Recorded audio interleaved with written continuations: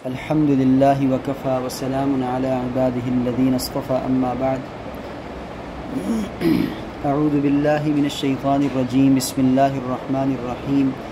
أمن يجيب المضطر إذا دعاه ويكشف السوء صدق الله العظيم۔ آج کی اس مجلس میں انشاءاللہ ہم 20ویں پارے کی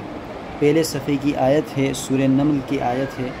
اس آیت کے ایک مختصر سے ٹکڑے کا ہم انشاءاللہ درس سنیں گے اور سیکھیں گے۔ جو آیت میں نے ابھی آپ حضرات کے سامنے تلاوت کی، امن یجیب المضطر اذا دعاہ ویکشف السوء، ہر انسان کی زندگی کے اندر تکلیفیں اور آزمائشیں، پریشانیاں آتی ہیں۔ یہ اللہ رب العزت نے دنیا کو دارالامتحان بنایا ہے، تو اس کے ساتھ یہ لازم ہے کہ یہاں پر تکلیفیں، پریشانیاں، آزمائشیں آئیں گی۔ ایک اور جگہ پر اللہ رب العزت نے فرمایا قرآن کریم کے اندر فرقان حمید میں، احسب الناس ان یقولوا آمنا وهم لا یفتنون، کیا لوگوں نے یہ سوچ لیا ہے کہ وہ یہ کہہ دیں کہ ہم ایمان لائے، وهم لا یفتنون، اور ان کو آزمایا نہ جائے، ان کو کسی چیز میں، کسی امتحان میں نہ ڈالا جائے، تو ایسا ممکن نہیں ہے۔ اس دنیا کے اندر اللہ رب العزت نے ہمیں ایک امتحان کے لیے بھیجا ہے کہ آیا ہم وہ کام کرتے ہیں کہ جو اللہ اور اس کے رسول کو محبوب ہیں، پسند ہیں، تو ہم کامیاب ہو جاتے ہیں اپنے امتحان میں۔ اگر ہم اللہ اور اس کے رسول کی ناراضگی والے اعمال کرتے ہیں تو ہمیں پکڑ اللہ رب العزت فرماتے ہیں اور ہم اپنے امتحان میں ناکام ہو جاتے ہیں۔ تو یہ چیز ذہن میں رکھیں کہ ہر انسان کی زندگی کے اندر تکلیف، مصیبت، پریشانی آئے گی۔ قرآن نے بے شمار جگہوں پر اس کو بیان کیا۔ اب اس آیت کے اندر جو اللہ رب العزت نے ہمیں ایک چیز کی طرف توجہ دلائی، وہ کیا ہے کہ جب انسان پریشانی کے اندر آتا ہے، تکلیف کے اندر آتا ہے، مصیبت کے اندر آتا ہے، اس میں گھرتا ہے، اتنی انتہا تک پہنچ جاتا ہے کہ انسان بے بس ہو جاتا ہے۔ اس کی مثال دوں، ہم اس جگہ پر بیٹھتے ہیں تو ہمارے سامنے بہت ساری مثالیں آتی ہیں، خواتین آتی ہیں، شوہروں کی تکلیف بتاتی ہیں، اتنی کہ وہ بے بس ہو جاتی ہیں۔ مرد آتے ہیں، وہ اپنی تکلیف بتاتے ہیں بسا اوقات بیویوں کی طرف سے کہ اتنی وہ اپنے گھر چلانے کے لیے ہر ممکن کوشش کرتے ہیں مگر بے بس ہو جاتے ہیں۔ اسی طریقے سے ایسے افراد بھی آتے ہیں جو یہ بتاتے ہیں کہ معاشی اعتبار سے وہ اتنے پریشان، ہر طرف سے نقصان، اس قدر عاجز آ جاتے ہیں کہ بالکل بے بس ہو جاتے ہیں۔ اسی طریقے سے بیماری کے اندر بھی لوگ آتے ہیں کہ بھائی ادھر آئے اور آ کر وہ یہ ذکر کرتے ہیں کہ مفتی صاحب اس قدر پریشان ہو گئے ہیں کہ بالکل بس ہو گئی ہے، کچھ اور ہمارے پاس حل نہیں بچا ہے۔ الیاذ باللہ اس طرح کے کیس بھی آتے ہیں کہ وہ کہتے ہیں کہ ہم خودکشی اگر حلال ہوتی تو جائز ہوتی تو ہم وہ کر لیتے، اس حد تک ہم مجبور ہیں، یعنی کہ اس درجے کے بے بس لوگ بھی آتے ہیں۔ تب آپ اس سے اندازہ لگائیں کہ ہر انسان کی زندگی کے اندر تکلیف اور غم ہے، کسی کی زندگی میں کم ہے، کسی کی زندگی میں زیادہ ہے، کسی نے اس کو اچھے انداز میں برداشت کیا، کسی نے اس کو برداشت نہیں کیا۔ تو انسان جب بے بس والے انداز تک پہنچ جائے، بالکل انسان کی بس ہو جائے، اگر آسان الفاظ میں کہوں تو اس طرف اللہ رب العزت نے توجہ دلائی کہ میرے بندو، امن یجیب المضطر اذا دعاہ ویکشف السوء، مجھے یہ بتاؤ، اس کا میں مفہوم ذکر کروں گا۔ تفسیر جو لفظی ترجمہ ہے وہ اس وقت اگر میں ذکر کروں گا سمجھ میں نہیں آئے گا، اس لیے اس کا مفہوم سمجھیں کہ اللہ رب العزت فرماتے ہیں کہ امن یجیب المضطر اذا دعاہ ویکشف السوء، میرے بندو مجھے یہ بتاؤ کہ کیا کوئی اور ایسا خدا، کوئی اور ایسی ہستی ہے کہ جب کوئی بے بس بندہ، کوئی بالکل اپنی تکلیف کے اندر بے قرار ہو کر پکارے، جب اس کو پکارے، کوئی اور اگر خدا ہو اس کو پکارے اور وہ اس کی تکلیف دور کرے، کیا کوئی ایسا ہے؟ کوئی نہیں ہے سوائے اللہ کے۔ اللہ ایک واحد ایسی ذات ہے کہ جب بندہ بے بس ہو کر اس کو پکارتا ہے تو اللہ رب العزت اس بندے کی پکار کو سنتا بھی ہے اور اس کی تکلیف کو دور بھی فرماتا ہے۔ یہ اللہ رب العزت کا وعدہ ہے۔ اس کی بڑی آسان مثال ہے کہ بچے کو جب تکلیف ہوتی ہے، اس کو چوٹ لگ گئی، بچہ گرتا ہے، اس کے خاندان والے رشتہ دار ہوں گے تو اکثریت اس طرح ہوتی ہے کہ بچہ تکلیف کے اندر اپنی ماں کے پاس جاتا ہے، اس کا چچا کھڑا ہوگا اس کے پاس نہیں جائے گا، پھپھو کے پاس نہیں جائے گا، خالہ کے پاس نہیں جائے گا، وہ جب سب میں دیکھے گا تو ماں کی طرف دوڑ کے جائے گا، جتنی بھی بڑی تکلیف کے اندر ہو، مصیبت کے اندر ہو، بچہ چھوٹا ہو یا بڑا ہو۔ بالکل اسی طریقے سے انسان کسی بھی حالت کے اندر ہو، جس بھی تکلیف کے اندر ہو، تو اللہ رب العزت فرماتے ہیں کہ کل کائنات کے اندر،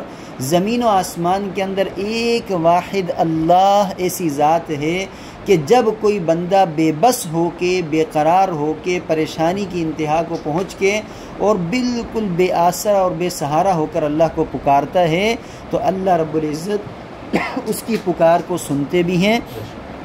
وَيَكْشِفُ السُّوءَ، اور اس کی تکلیف کو دور بھی کرتے ہیں۔ تو اس چیز کو ہم نے اپنی زندگیوں میں اپنے سامنے رکھنا ہے، اور اسی کو ہم نے اپنانا ہے کہ جب ہم بالکل بے بس ہونے لگیں تو ہم اللہ کی طرف اس طرح رجوع کریں جس طرح کے صحابہ کرام رضوان اللہ عنہم اجمعین کرتے تھے، اور بالکل بے بس ہو کے اللہ کے سامنے خود کو پیش کر دیں کہ اللہ میں بالکل بے بس ہو چکا ہوں، میں بے بس ہو چکی ہوں، اے اللہ میں بالکل اس حد تک پہنچ چکی ہوں کہ اب مجھے دنیا میں کوئی سہارا، کوئی آسرا، کوئی وسیلہ نظر نہیں آتا، اب ڈائریکٹ آپ نے مدد کرنی ہے۔ نبی اکرم صلی اللہ علیہ وسلم نے طائف کی طرف سفر کیا تو وہاں پر کتنی تکلیف پہنچی، اتنی تکلیف پہنچی کہ ان بدبختوں نے زبانی تکلیف بھی پہنچائی کہ طرح طرح سے اذیتیں دی، تکلیفیں پہنچائی، نعوذ باللہ گالم گلوچ کیا، اپنے نوجوان لڑکے بچے پیچھے لگائے کہ پتھر مارو، برا بھلا کہو۔ یہ سب تکلیفیں اٹھاتے اٹھاتے نبی اکرم صلی اللہ علیہ وسلم کو وہ تکلیفیں پہنچی، آپ لہو لہان ہوئے۔ احادیث میں یہاں تک آتا ہے کہ آپ کے قدم مبارک مکمل لہو لہان ہو چکے تھے، آپ کے جو نالین مبارک تھی وہ خون سے بھر چکی تھی، اور اس حد تک تکلیف کی انتہا کو پہنچے کہ آپ کے اوپر بے ہوشی بھی طاری ہوئی۔ اس وقت اللہ رب العزت سے کس طرح ہم کلام ہوئے، اللہم الیک اشکو ضعف قوتی، اے اللہ میں اپنی تمام تر تکلیفیں، دکھ، پریشانیاں، میں اپنی کم ہمتی، اپنا ضعف تیرے سامنے رکھتا ہوں یا اللہ۔ اس کا بھی مفہوم اسی طرح ہے کہ یا اللہ بالکل بے بس اور بے سہارا ہو کر تیرے سامنے رکھتا ہوں۔ تو یہ اصول رہا ہے کہ جب انسان بالکل پریشانی کے اندر ہر آسرے اور ہر واسطے سے کٹ کے جب اللہ رب العزت کو پکارتا ہے تو اللہ رب العزت فوراً مدد اتارتے ہیں۔ چنانچہ نبی اکرم صلی اللہ علیہ وسلم کے پاس بھی جبریل امین اس فرشتے کو لے کر آئے کہ یا رسول اللہ، یہ پہاڑوں پر مقرر ہے فرشتہ، یہ آج پہلی دفعہ اترا ہے، اگر آپ حکم دیں تو یہ طائف کے پہاڑوں کو اس طرح ملا دے کہ صفحہ ہستی سے طائف والوں کا نام و نشان مٹ جائے۔ اللہ کے نبی نے منع فرما دیا۔ یونس علیہ السلام مچھلی کے پیٹ میں گئے، کس طرح اللہ کو پکارا ہمارے اور آپ کے سامنے ہے۔ تو جس کی بھی ہم زندگی کو، انبیاء کرام کی، صحابہ کی زندگیوں کو اٹھا کر دیکھتے ہیں تو ہمیں پتہ چلتا ہے کہ انہوں نے ہر چیز میں بالکل بے سہارا، بالکل بے آسرا ہو کے اللہ کو پکارا کہ یا اللہ صرف اور صرف تو ہے، تو نے ہی ہماری اس تکلیف کو دور کرنا ہے۔ اگر آج ہم بھی وہ یقین، وہ ایمان، وہ اللہ کی وحدانیت کے اوپر، اللہ کی توحید کے اوپر یقین پیدا کر لیں تو ڈائریکٹ ہمارے اوپر اس طریقے سے اللہ رب العزت کی انعامات کی بارش ہو کہ ہم پھر دیکھتے رہ جائیں گے۔ تو اس آیت کو بطور وظیفہ بھی ہمارے اکابرین کا اصول رہا ہے، وہ دیتے ہیں کہ اس آیت کے معنی کے اوپر غور کر کے اللہ کو پکاریں کہ جب انسان بالکل بے بس ہو گیا، بیماری کے اندر، تکلیف میں، مالی مشکلات میں، میاں بیوی کے آپس کے معاملات میں، جائیداد کے معاملات میں، کسی بھی معاملے کے اندر آخری حل انسان کے پاس کیا ہے کہ اللہ رب العزت کو پکارے اور کثرت سے پڑھے امن یجیب المضطر اذا دعاہ ویکشف السوء، کہ اللہ میرے پاس تیرے سوا کوئی رب نہیں، کوئی خدا نہیں، کوئی الہ نہیں جس کی میں عبادت کروں، ایاک نعبد و ایاک نستعین، تیری ہی عبادت کرتے ہیں اور تجھی سے مدد طلب کرتے ہیں، تو یا اللہ تو ہی مدد فرما۔ تو اللہ اپنے اس وعدے کے مطابق کہ اللہ ہی ہے جو جواب دیتا ہے، اللہ ہی ہے جو پکار سنتا ہے اور پھر تکلیف کو دور کرتا ہے، اللہ رب العزت یقیناً تکلیف کو دور کریں گے۔ اللہ رب العزت ہم سب کی مشکلات کو، پریشانیوں کو، جو یہاں پر آنے والے ہمارے دوست احباب ہوتے ہیں ان کی تمام تر مشکلات اور پریشانیوں کو دور فرمائے، اپنے غیب کے خزانوں سے سب کو راحتیں اور عافیت والی زندگی نصیب فرمائے۔ وصلی اللہ تعالی علی خیر خلقہ محمد و آلہ و اصحابہ اجمعین برحمتک یا ارحم الراحمین۔